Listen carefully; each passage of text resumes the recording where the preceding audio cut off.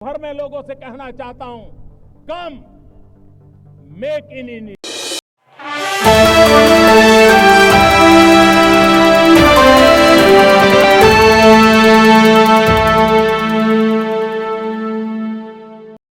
अहमदाबाद विमान हादसे को लेकर एयरक्राफ्ट एक्सीडेंट इन्वेस्टिगेशन ब्यूरो की शुरुआती रिपोर्ट सामने आई है। रिपोर्ट के मुताबिक एयर इंडिया का बोइंग 787-8 विमान 12 जून को जब अहमदाबाद एयरपोर्ट से उड़ान भरने लगा तो केवल 3 सेकंड बाद ही ईंधन की आपूर्ति बंद हो गई।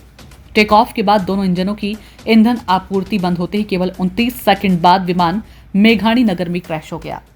AAIB की रिपोर्ट के मुताबिक टेक ऑफ के समय ईंधन सप्लाई बंद होते ही इंजनों की पंखे की गति कम होने लगी थी।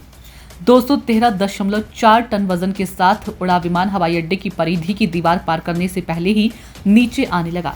इस समय विमान में 54,200 किलोग्राम फ्यूल था और टेक ऑफ वजन 2,13,401 किलोग्राम रहा, जो कि अधिकतम अनुमत वजन 2,18,183 किलोग्राम से कम था।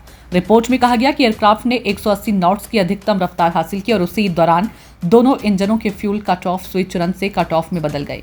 इन दोनों स्विच में सिर्फ 1 सेकंड का अंतर था। AAIB ने कॉकपिट वॉइस रिकॉर्डर का भी विश्लेषण किया। इसमें एक पायलट दूसरे से पूछता है, तुमने कट ऑफ क्यों किया? जवाब मिलता है, मैंने नहीं किया। इससे अंदेशा है कि कट ऑफ स्वचालित या तकनीकी गड़बड़ी के चलते हुआ, जिसे अब गहराई से जांचा जा रहा है। इतना ही नहीं, रिपोर्ट में यह भी बताया गया कि पायलटों ने दोनों इंजनों को फिर से शुरू करने की कोशिश की। इंजन 1 दोबारा शुरू होने लगा और उसकी गति रिकवर होने लगी, लेकिन इंजन 2 बार फ्यूल री इंट्रोड्यूस करने के बावजूद पर्याप्त गति नहीं पकड़ पाया।